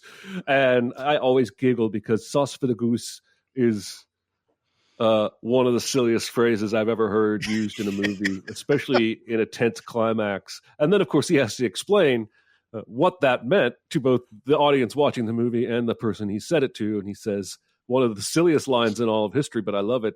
The odds will be even. And that's a silly moment. And then another one I wrote down is in the end of The Martian, honestly enough. So he's been saved, and the movie's been charting his souls on Mars, right? So the movie opens with like soul, I don't know, 18. And how do you not know that? Because I smoked a bunch of weed this morning. And so then it'll occasionally jump forward in time and let you know that by saying Sol 162 or whatever. So at the very end of the movie, he's been rescued. He's back on Earth. He's grown his hair. He's got glasses now, and he's getting ready to teach a NASA class. And he reaches down to tie his shoe and sees a little plant because he's a botanist, remember? Mm-hmm. And it says on the subtitles say day 1. And I always giggle at that because, first of all, it's subtitles being ironic, I guess. Yeah. Mm-hmm. It's also, I'm not sure what we're marking because the souls were marking his mission well before there was a challenge. Mm-hmm. And it seems like you're saying this is his next challenge. But the challenge didn't start until Sol 19 when everybody left him on his own. I don't understand what they're going for. It's also not his first day back on Earth. He's been on Earth for clearly a long-ass time. You could have just said 1 year later, if you needed a subtitle at all there, and gone to him teaching the class, and it would have been the exact same ending you were going for. But somebody in the script department decided, instead of Sol 592, we should have it say day 1 because now he's back on Earth. And Earth. everybody just nodded and went with it, and no one ever questioned it again. And every single time, it makes me kind of cringe giggle. I'm just like, no, don't do that. I wonder if that's in the book. I wonder if I don't remember. It's definitely not in the book. they don't have it. They may keep track of souls, but I don't think there's like dramatic titles that show up. Nice. I don't even think him teaching at the end is in the book. I think the book ends with his either. rescue. Yeah. Oh, that's right. Yeah.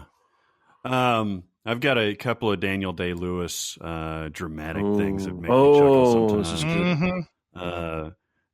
One, I can't help it. I'm sorry, but I've abandoned my boy. I've abandoned my child. Yeah. I've abandoned my boy. Well, it's interesting. There is something funny to that scene, though. Yeah. Because, I mean, it's serious, but at the same time, he's being very disingenuous. Yeah.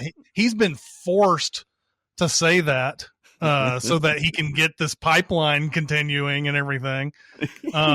So the fact that he goes so deeply into it is kind of funny. I mean, look, it's great. It gives me chills, but it also makes me giggle for some reason. And the same thing happens. And it's a DDL specialty is these, intense moments within the crucible at the end. He gives himself up to be hanged, and he's like, I have given you my soul, leave me my name. And it's just like there's no other way to look at that crucible moment other than he is going full out over the top. I remember seeing that going to be. Yeah, I remember looking at that going, this is very intense, maybe too intense. I got one more, and you guys have probably seen this. Meet Joe Black is not the best movie in the world, but spoiler alert: Brad Pitt dies towards the beginning, right after he meets Claire Forlani in a coffee shop. Do you guys remember this? Yes. What happens is he walks out, and I swear you listener have to YouTube this and watch this scene. You haven't lived. He looks back at her as she leaves because they go their separate ways. Then she looks back at him, and then she walks away, and he looks back at her. I swear to God, it goes on for feels like 5 minutes that they're walking down this sidewalk and looking back at each other. And then finally she turns the corner and then she comes back around. But by that time, Brad Pitt has walked out on the crosswalk into a street. And she comes around the corner and he looks back at her and they have this eye contact. And then all of a sudden a car comes by and he gets out of the way. And you're like, whew, that was close. Boom! Another car hits him. Boom! Another car hits him after that. It's the most violent death scene ever. It's like it's so fucking hilarious. It's like God has a pinball machine and he's fucking and cars are for flippers. And cause he you could really put pinball sounds to that death scene because he's flipping all over the place in that thing. Oh, that's so funny. It's the greatest thing ever. I don't think they were going for humor in that. I think they were going for tragedy. But yeah, God, it's hilarious. It's the greatest. Oh, yeah. All right, everybody, it is time to talk about BetterHelp. Yes. Tell you what, people, you got to take care of yourself. You got to take care of yourself. It's getting nicer out. Things are looking up in various places in the world, including the U.S. You still have to take care of yourself. There's so many stories about people getting absolutely burned out from this past year plus. And it's hard to remember to take care of yourself. I'll talk about women and mothers specifically. I was reading an article interviewing Padma Lakshmi from Top Chef, and she was saying that she hit a wall over the holidays. She was doing everything for her child. She was also trying to promote a new series. She was filming the new Top Chef in a bubble. And she said it finally, like the weight of pretending everything was normal, finally got to her because she hadn't taken care of herself. She was taking care of her kids, and she was taking care of everybody else. I know a lot of, especially working moms out there, have exponential stress and exponential, issues to deal with. And I'm telling you to take care of yourself. BetterHelp is something that you can do from home. It's an online counseling service with licensed professional counselors. You can log on, do your session, and then go right back to your day. Trust me, it is a great service. You can do text, you can do video chats, anything like that. BetterHelp is a terrific option. I just want to encourage you to explore through therapy what your triggers are, right? Whether it's whether your issues, depression or anxiety or PTSD, almost all mental health conditions have some sort of a exasperating external circumstance that can trigger you to have a moment or an attack or what have you. And the way that I learned a lot of mine was through therapy. And I think that's because therapists are trained to help you explore both how you're feeling and then, of course, why you're feeling that way. And then when they zoom further out and look at your whole life, you begin to see the systemic triggers that shape your mental health. But when you do identify your triggers, you do need to work beyond that on them, but just identifying them helps immensely because you feel like you've gained a victory over your mental health. Like, oh, you're not so sneaky. I know what you're doing. And then you can begin to avoid them or work on a plan for how to address yourself before you go into an environment that triggers you. So that's my tip for the day, is to explore your triggers. And BetterHelp has all kinds of licensed therapists for various kind of mental health issues. And you can get matched up in no time and get to work right away. Yeah, it's fantastic. You can actually do teen counseling, couples counseling. You can get involved directly individually with your counselor. I was watching a video earlier. Emma Stone is out promoting Cruella, and realized that she had just done a PSA along with Gabourey Sidibe and a few other people talking about kids' mental health, especially after the pandemic. This is something that we all need to be paying attention to. Worry, stress, anxiety, sadness, depression, anger, all that stuff. You need to address at some point. And BetterHelp is a great option. Go to betterhelp.com/SinCast. Get 10% off your first month. It's so easy to sign up. You just answer a few questions. You get matched to your counselor within 24 hours, and you're off and running. And it's so fantastic. Go to betterhelp.com/SinCast. Don't wait anymore. Do it right now. Oh, I like this one a lot. I just watched Fatal Attraction for the first time. Good for you. And while it was a lot of fun and Glenn Close was amazing, I can't help but feel like the second act is the most interesting part of the movie, where you gradually realize that this woman is insane. I will not be ignored, Dan. Mm-hmm. I found this interesting because it seems like most movies have trouble keeping the second act as engaging as the first and third. What are some movies that peak in the second act? I like this question a lot. Interesting. I'm going to come up with two movies that I've compared. They're both rise and fall movies, basically, and they sort of mirror each other in the way that there's a rise and fall. And these are great movies. Doesn't mean that the third acts of these movies are awful, but Goodfellas and Boogie Nights feel that way to me. And it's all because there's an inevitable fall that happens to all these characters who, when they're having their just after they have their heyday, and that's supposed to happen in this movie. But when you're watching this, you get these excited highs watching. If you're into gangster shit and Goodfellas, you're into Scorsese's direction and everything. Goodfellas has got this just tremendous second act. Where there's you have Billy Bats happening, you have the Lufthansa heist happens, and all that, and there's all this exciting stuff. Third act of the movie, Henry Hill is on drugs, and it doesn't have the same feel of this, and it's not supposed to. I'm not saying that it should. It's just that it doesn't match what we saw in that second act. It does have that great helicopter scene with the Nielsen song playing over it and everything, and you know, all the different things he's got to do: prepare dinner, fuck this one girl, get the drugs, all this other type of stuff. So it does have that in it. Boogie Nights, same sort of deal. You know, the rise of the porn industry just at the right time in the mid to late 70s, where Dirk Diggler is having actually getting actual mainstream stardom from being in porn and everything. And then once the video and everything starts coming into Boogie Nights, where they're not shooting on film anymore.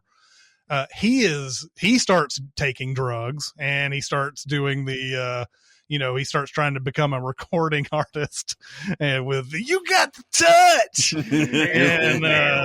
and all that, and then it ends with the Alfred Molina thing, and then he goes even further down into the abyss because he's like halfway prostituting himself for people in cars off in front of and Roller Girl is doing backseat porn with strangers coming off the street and all this other stuff. And it's, it's just doesn't have that same kind of high. And that may not be answering this question. It may be that the third act just sucks. The third acts of those two movies don't suck. It's just that they're not what the second act is. So That's good stuff. That's good stuff. The Dark Knight. Now listen, I know there's at least one or two videos out there breaking down the underground car chase that like to pick on Nolan's staging of action. Let's throw that out the window for a moment and just talk about the first time you saw this movie, when you're not thinking about the angles and the cuts, and you're just watching this film. That chase is incredible. Yes, it is. And it goes, it builds very well. The score builds it well. Something's coming. And then they see that fire and they go down. You're like, oh, shit. Then Joker shows up with Slaughter is the best medicine truck and the rocket launchers. And you're like, Jesus Christ. And then they crash the fucking Batmobile. But then it turns into a bike. And the chase continues. And he fires those ropes and flips a semi. And Joker's coming out like he's, I've won. Only they trick you all the way through the interrogation and the explosion that kills Rachel. It's intense as fuck. And it just never gets back to that level. We get a finale that cuts between a partially built skyscraper where you can't see anything that's going on, and two ferries full of one that's only got prisoners on it, and the whole blow up, the other one, dilemma. Just none of that is anywhere near as riveting as that middle sequence of action. And it's always been a little disappointing to me, especially because the only way Batman finds Joker, the great detective, is he eavesdrop on the entire city of Gotham. Like that. Earlier you fucking analyzed a bullet that you shot in your awesome Batcave to find, like, that you got from an apartment. Like, you're doing all this detective work in this movie, but at the very end, the way you find him is, let's just eavesdrop. Hey, Morgan Freeman, why don't you do it and just tell me when you hear him, and then I'll ride off on the motorcycle. And it's always, I love that movie. Don't get me wrong; it's one of my very favorite movies ever, and one of my very favorite superhero movies. But the middle is definitely where it peaks. Not to fucking mention all the Two-Face stuff. I hate that shit. I honestly absolutely hate that stuff. You go where you want to go, Nolan, but that just seems so tacked on. I do love the hospital scene between Joker and Two-Face, but I don't think that's worth it. You could have had that conversation and had them say, "Did anybody find Harvey? Did anybody find Harvey?" Nope, and that's it. Yeah. And the Joker has created a new villain, and Harvey is out there lurking for the next movie. I think the rest of that Harvey storyline is just bloat, but I love that movie. I agree. I have to admit my ignorance again to say the difference between a 5-act structure and a 3-act structure is really not super well defined for me. So I could immediately what I thought was Dr. Sleep, because the final act of Dr. Sleep that takes place at the Overlook, I think takes the movie down from an almost on the side of A+, down to like a B+. I really dislike that ending. Given the length of the film, it may be the 5th act, but the middle part of that film, especially when the little girl gets the upper hand on Rose the Hat and turns the tables, that's where that movie shines the brightest. And by the time she gets in the car, shines. There you go. By the time she gets kidnapped and Ewan McGregor, Danny comes, inhabits her basically, and her boyfriend crashes. The Rose the Hat's boyfriend crashes. At that point, like, I think the movie is at its peak, and then she like huffs all the ether and goes out to the fucking thing, and that stuff, it just loses me. I'm not an expert at the 3-act structure or anything like that, but I know that the rule of thumb was around the 27 or 28 minute mark is where the movie proposes to the audience a question that we need to answer, or a situation that we need to resolve around that point in time. So then the 2nd act starts, and then the stakes become higher during the 2nd act while the person is trying to resolve this situation and everything. And then the 2nd act break is when there is one more last little plot detail that brings us to what our 3rd act is, which is the resolution of the whole thing. So that's where I think for Dr. Sleep, you're absolutely right. The whole 3rd act is their drive all the way out to fucking Colorado, and then going into the Overlook and all of that. That's all 3rd act, all of it, because just before that there was she was in trouble, he saved her, or he was in trouble, she saved him. She got kidnapped, and he shined into her. Right. That's the end of the 2nd act, is that moment. And think about, you see Rose that had just absolutely, oh God, I love Rebecca Ferguson in this movie. She just essentially crumples because her entire clan has been lost, and the other people have been killed in the shootout. Her boyfriend's dead, the old man's dead. And I think at that point, man, if you did cut that, I think it would be fun. And she's out there. It's like a Harvey being out there. I think that'd be okay. I do love that movie, though. There are movies where people would argue that they don't do a very good job of getting into the distinguishing the acts. I believe Jurassic Park is one of these movies where the 1st act is defined, and then once the 2nd act starts, it's just 2nd act all the way through it, pretty much all the way to the end. Because there's no moment that breaks it another way. It's just all dinosaurs trying to eat people for the rest of the movie. That's it. Yeah, that's true. So there are people who argue about certain things. It'd be interesting to see what I'm sure this has been dissected, but like movies like Pulp Fiction, what do they consider are the 1st act, the 2nd act, and the 3rd act of that of that movie? Since it jumps around with different stories and everything, is it a 1st act through a 3rd act on each different story, or is it a 1st act through a 3rd act for the entire movie? Some would probably argue he does both. For those things. So. Yeah. A lot of actors pick a lot of bad projects to work on. What? Huh? Which actors do you think pick projects well and which struggle to? For good picks, this person would say Willem Dafoe. Say Wilhelm Dafoe, which is funny. Willem Dafoe, as it's diverse yet effective. And for bad, this person would say Robert De Niro. It's for every good film, there's 3 bad ones. I would say that basically it's a tale of 2 careers, right? After 60, he went, towards making more money, and before Mhm. that, he was making more prestige stuff. What do you guys think? What would be funny is if he is talking about somebody named Wilhelm Dafoe who makes a lot of great choices. a German actor that's made a million great German films. That's right. So the first person that came to mind was Matthew McConaughey for struggling. We know that he's been in a lot of good stuff, but his career has had a big high and then a super low and then a tremendous high again, back to low or middling after he had his what was called the McConaissance with True Detective and Dallas Buyers Club and all those.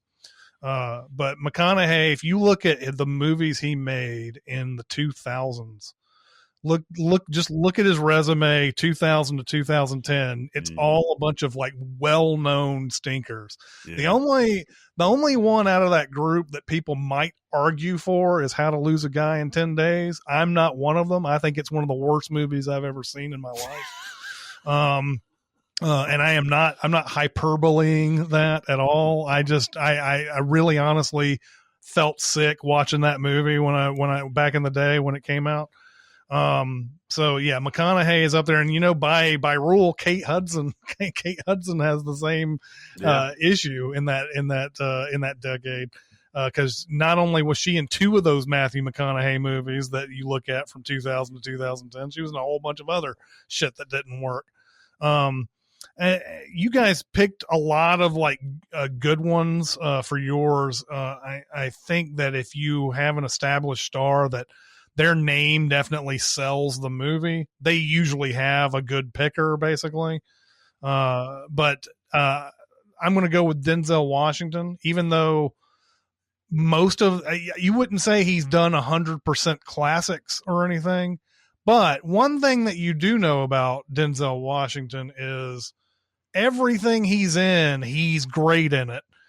You don't need to, you're not going to go in to see a Denzel Washington movie and go, oh my God, he is atrocious in this. No, you never once say that, no matter what. And he elevates everything that he's in.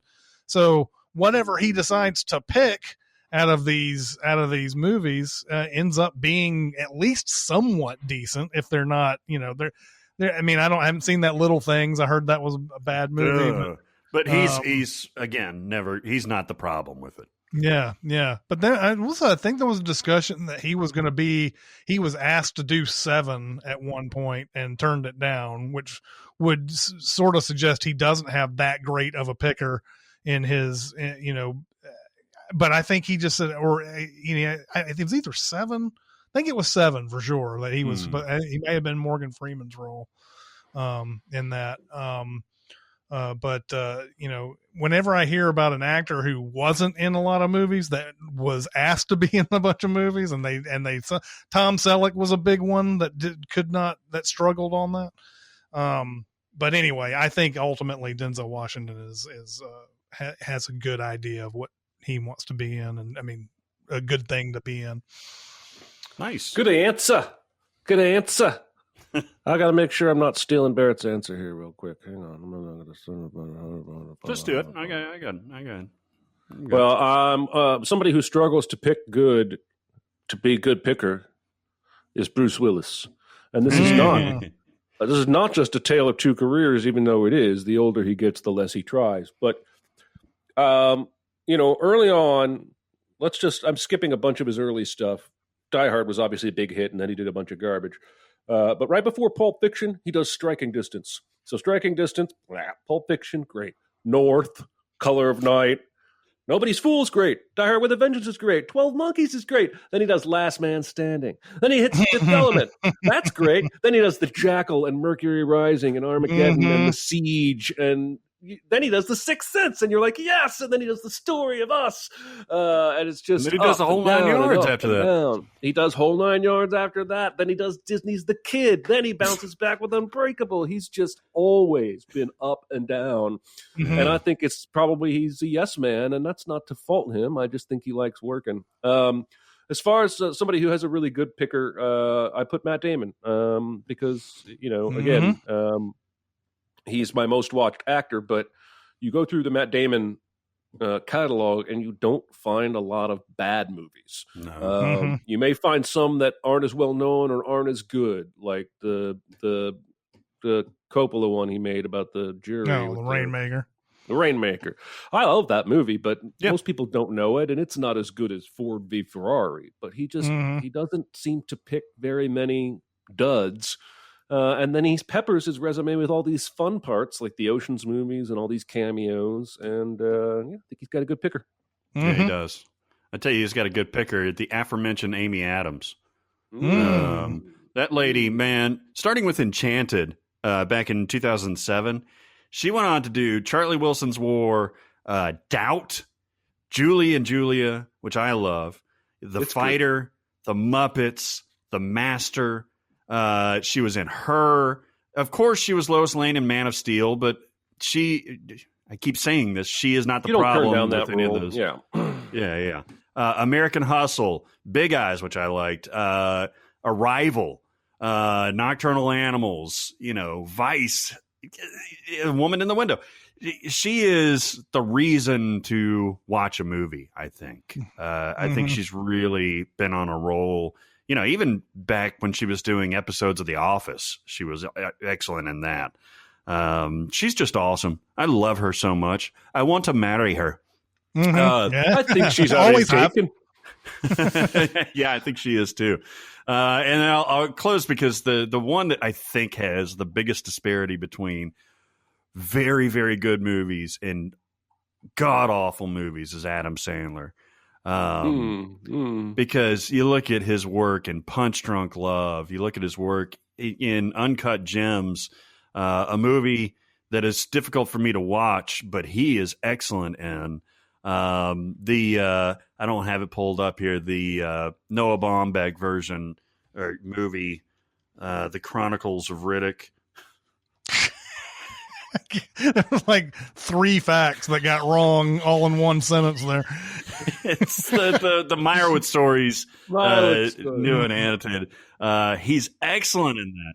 He is a good actor. And I mean, you go back and Happy Gilmore, he's a terrific comic actor. The Waterboy is borderline offensive, in fact, very offensive, but also kind of funny. Even the Madison, Billy Madison, he's a very gifted comic actor. But man, his misses are money grabs, and I don't like them. I think they're awful, and they offend me even more because he's wasting talent. Mm-hmm. So I know it's hard to say that he doesn't have a good picker because he can do whatever he wants to. Pretty much. But you would think if you can do whatever you want to, you'd take 8 years to figure out a movie that's really, really, you can find another Uncut Gems. You know what I mean? Yeah. I mean, he kind of does this. I mean, some of the movies that we don't mention that aren't as high profile as Punch Drunk Love and Uncut Gems are like Rain Over Me. Yeah. Spanglish, where he's good. It's just that, the movie, like both of those movies are just kind of like, there's even funny people. Something. Yeah. I mean, he's great in Funny People. That movie's just way over long and not nearly as funny as it should be. But yeah, that's a good one though. I think Adam Sandler's a good one because that's a guy who's made choices just to do something in Hawaii before. I'm sure every actor has done something like that. Yeah. But he openly came out and said that. Like, I just wanted to film in Hawaii. Shrug. Yeah, exactly. Okay, well, that's going to do it for this episode. God, I don't even know how this is going to turn out. This is there's so many twists and turns. This was a journey. May not even, the listener, may not even recognize that there were twists and turns during this whole thing. But God damn it, I'm going to be interested to hear what the final version of this podcast is. And it's all the stuff that we cut out. Will it be canon? It'll be like Pulp Fiction. I'm going to move sections around and have different acts. Yeah. Oh yeah, Christopher Walken will show up. Christopher Walken, Bruce Willis. Yeah. That's going to do it for this episode. Keep going to SinCast presented by Cinemasins on Facebook. We're also on Cinemasins Twitter, Music Video Sins Twitter, SoundCloud, and Discord. If you want to get on Discord, you can go to Facebook and private message me, and I will give you a link there.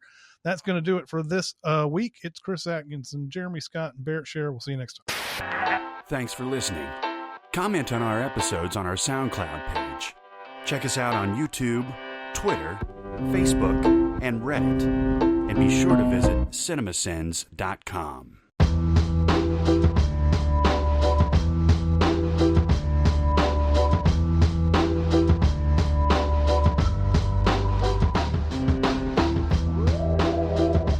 I like that Olivia Rodrigo. I think she's got. I do too. She's got some mojo. No, I think I'm not comparing her to Billie Eilish, but I was on record saying Billie Eilish was going to be the new hotness, and Jeremy said no. She's I good, came but she's around. no. Jeremy That had was Jeremy had not heard anything but one song at the time that you said that. Thank you. That's exactly the truth. Thank you. I can't believe we all remember that so vividly. Well, I was in on that because I had been talking about Billie Eilish. That's right. Like I had heard that song when she was like whatever 16 or 17 on Sirius XM, and I'm like, I really like this, and then started hearing the other stuff that she did, and ended up buying the album and everything. But yeah, Olivia Rodrigo's different. She's more poppy than Billie Eilish is. I think she's got. Well, they got different types of voices. She's only got 2 songs though, right? So far, three songs. Well, 3, yeah. The album comes out either today. It might come out today. It's either today or Friday. They're dropping albums on Friday. Being a Disney star is like a pathway to an entertainment career, right? Fuck yeah, because man. By the time you are a late teenager and you decide if you want to act or model or sing, you got a legion of fans who grew up watching you and with you. I should have been a Disney kid. Do you think it's too late? You really should. Yeah. No, it's never too late. I'm going to apply. I'm going to send an audition tape. Just be a part of the 40-year-old Mickey Mouse Club. I just want to be. I should probably stop talking right now. I want that pathway to regular success. Mickey Mouse Club. I think it's probably too late. Deja Vu came out, I don't know, a month or 2 ago, I think. Started seeing the music video for that all the time on Epic Awesome. And now she came out with that new one that I can't remember the name of right now. Good for you. Good for you. And it's awesome. That video is awesome, and the song is awesome. She's got a little little good for you. Good for you. She's got a little Taylor Swift in her, I think. Well, Got and a she's little bit. apparently a mega fan of Taylor Swift, and there was a big deal about her meeting Taylor Swift a week ago. Yep. Oh, I didn't realize that. Yeah, it was on. It was one of those things that was on Twitter for a blink and you miss it, but it was a big thing for a second. You listen to the music and watch the videos. I read about that shit on social media. You know that the subject of driver's license is gay. What's funny is... he said, this is my coming out video. I don't know if since then he's said he was joking or anything. I don't think so. If he was joking, he'd get fucking crucified for that. I would think so. I would think so. But what's funny is I didn't know that backstory until I don't know, a few days ago or something like that. And I started watching these videos. I was like, okay, what's the deal with this? Because Sabrina Carpenter shows up in a lot of recommended videos for after you watch Driver's License. I'm like, what the fuck is Sabrina Carpenter do with this? And I watched this one video. It's the absolute wrong first video to watch when you're trying to figure out information. Somebody had taken a Sabrina Carpenter reaction video, probably to some other artist, and put the Olivia Rodrigo stuff over it. And all of the stuff that she's saying, oh my God, her voice is so awesome. And all this other type of stuff was fake, obviously. And I was sitting there going, what the, wait a minute. Does she like her? What's going on? And I started reading the comments and people are like, this is the best thing I've seen all day. And blah, blah, blah. And I was like, oh, somebody copy pasted a Olivia Rodrigo video over like something else that Sabrina Carpenter was reacting to. Jeremy, tell me if you've ever done this. I accidentally put the toilet paper on the wrong way, and now it goes under. Yeah. And I thought about just switching it, but I was like, I'm going to try an experiment and just see if it really makes a difference, right? Because I've always been an over. I've always been an over all my life, and it's fucking with me. It's really fucking with me. Yeah. Is anybody an under? Is anybody an under? I mean, sure. It's just about whatever your habit is, whatever you've done your whole life. Anything else is going to feel super foreign to you. So I'm sure you're an over. Yeah, but I've seen. I mean, when you go to a hotel, how do they do it? Over. That should be the end of the debate. If you do it under, you are swimming against the grain. But that's cool. I got no beef. Maybe they do it in Australia. Yeah, exactly. Under. What a fucking conversation to have when I'm just looking something up. I'm going to take it. It takes 3 seconds for me to figure this out. And you guys are sitting here talking about fucking toilet paper and shit. We were trying to. There's been no advancements in toilet paper since I was born. I know we send some movie for having the paper towels being done the underway. I can't remember what movie that was. It was a long time ago. But I'm sure that was Jeremy, but I would have also picked on that because I hate it. I hate the underway. I hate the underway. No sense. Yeah. It doesn't make any sense. Well, you can't tear it right. There's no leverage. Yeah. The girl in Escape Room, her name is Taylor Russell. She was in a movie called Waves. It had Sterling K. Brown in it. Waves. Yeah. And the girl in The Hate U Give is Amanda Stenberg. When the Stenberg, I could not remember the last name for some reason. Nope. What? There was no call for that. What, the whistling? It was too shrill in my ear. I don't know if you got too close to the mic or what, but Just so that you know, if we're doing this again in your mind tomorrow, and you say, "Hey, we're doing this again," I will believe you. He's referencing Happy Death Day, I think. Mm-hmm. Yeah, I am. I will believe you. You will say, we did this yesterday, and I'll be like, well, to me, yesterday was Monday. But you seem very certain. So, okay, yeah, we've done this. I've seen Happy Death Day 2 way more than I've seen the first one at this point. Mm-hmm. Really? It just takes a weird left turn, almost away from horror into sci-fi, and I enjoy the shit out of it. I do too. I wish I could see a third one. I want to see what the next left turn. Why are they not making one? It's plenty of money out there. There was talk of it not happening, and then I've heard that it is happening. So, that would be great. So, maybe same director did Freaky, right? He did. Have you not seen Freaky yet, Jeremy? Not yet. That movie's gonna pinch your nipples. Listen, here's the deal. There's 3 lists now. Hope to watch soon, and Freaky's on that list. Hope to watch eventually, and every fucking thing else. I'm like drawn a line. Like I've already decided, Handmaid's Tale, whatever it's called, I'm never going to watch that show. It's awesome. Awards, yay, happy for it. Love your fans. I'm not going to see it. It's just not going to make the cut. There's too much that I care more about above it. You're on the whatever the fuck else list. So, yeah, I got no time for that. I'm sure it's fine, but there's too much misery already. My wife is watching. Need to be miserable. My wife is watching the Shadow and Bone show that's new on Netflix or Amazon. I think it's Netflix. Isn't it that fantasy sci-fi kind of series that? She's really digging it, but I'm like, yeah, okay, I saw about 800 trailers for that thing because everything I watched on YouTube had a trailer for it. right now they're doing that Matt Damon Stillwater movie is like the thing that's like got 5. They give the movie preview to me every time, and it's like I'm just trying to find my daughter, and then I'm like, all right, I gotta skip this. I've seen the ad many times, guys. You should know movie. This. I think that's going to be a stinker. I think that's.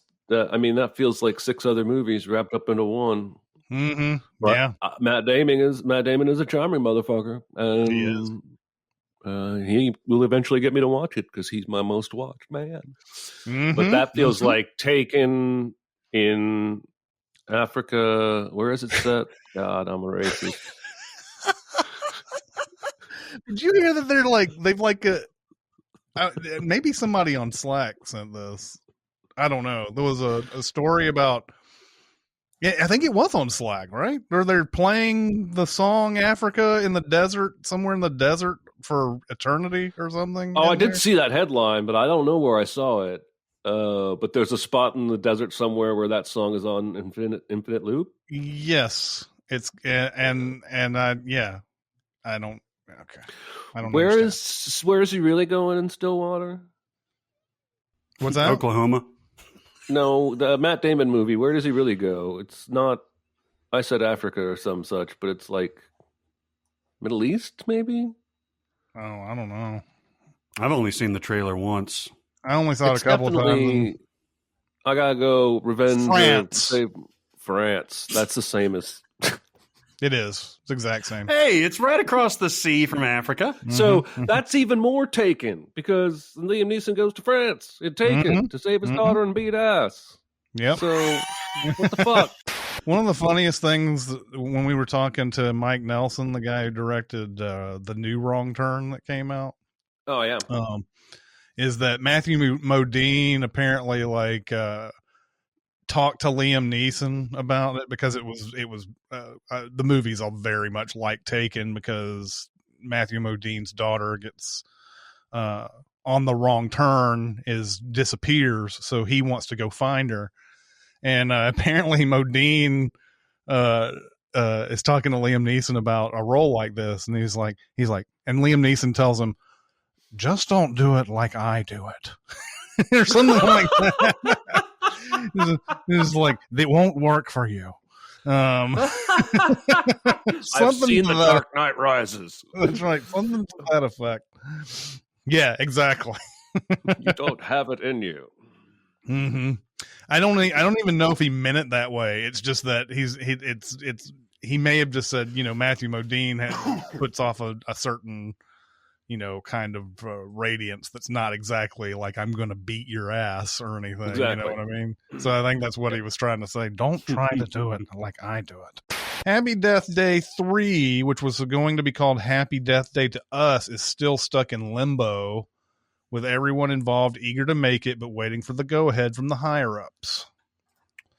That was an article involved except the higher-ups. Yes, so that's an article from December. So that's the latest news. That's the latest news on Happy Death Day today, guys. I feel like those both made money, right? The first one did. First one probably. First one probably. Second one, I don't know. I know that not many people seem to come back for that one, but I could look up the box office for them. While he's doing that, let's talk about toilet paper. You should. I agree. You should do Let's talk about toilet paper and make a song about it. Happy Death Day made $55 million on a budget of $4.8 million. Nice return. Nice. So it's all right. Nice return. And Happy Death Day to You made a $28 million gross against a budget of $9 million. That's good. So it profited. It definitely profited. Yes.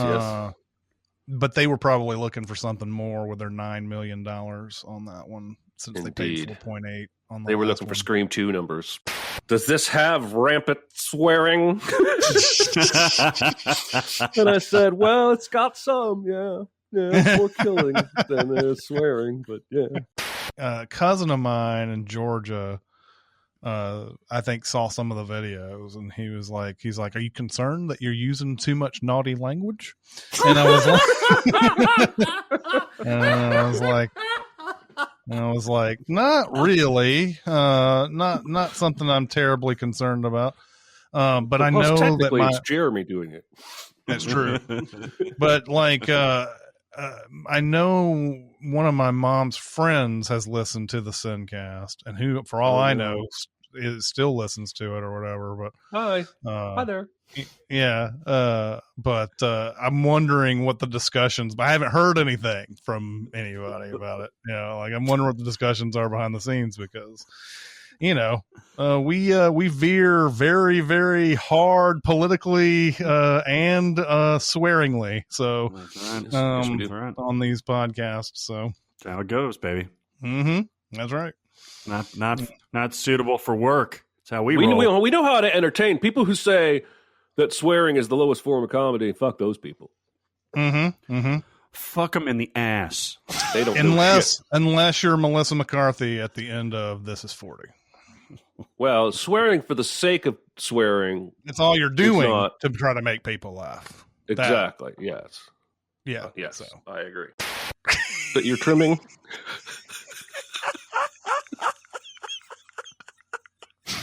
Barrett's like, oh, now I'm going to say that 3 times. I don't think I've ever heard that before. I made it up. I'm just saying. Amanda Seyfried fucks everybody in that family. Mm-hmm. The mom, the dad, and the son. Mm-hmm. Although the dad isn't it implied that she made that up? No. I think there is a question about it, like midway through the movie, but I think it's Liam Neeson's, isn't it? Is it? Yeah, it is. Yeah.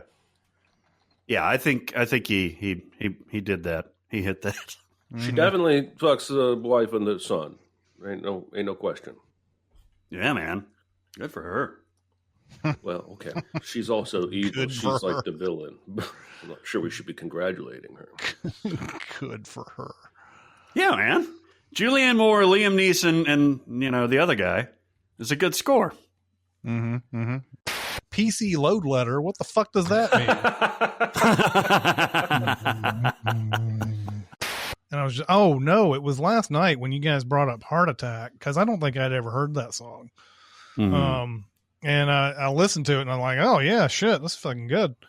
But I was looking at the likes and dislikes on it, and it was like, it wasn't anything amazing, but just the amount, like 4.3 million likes or something like that.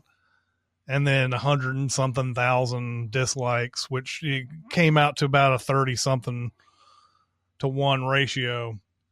But the video itself had 226 million views or something like that. And just on that scale, you can see like how few people really actually respond to a video when you see something like that. Yeah. 4 million likes and 130,000 dislikes, but 226 million views. Yeah. Yeah. I think I have a hard attack.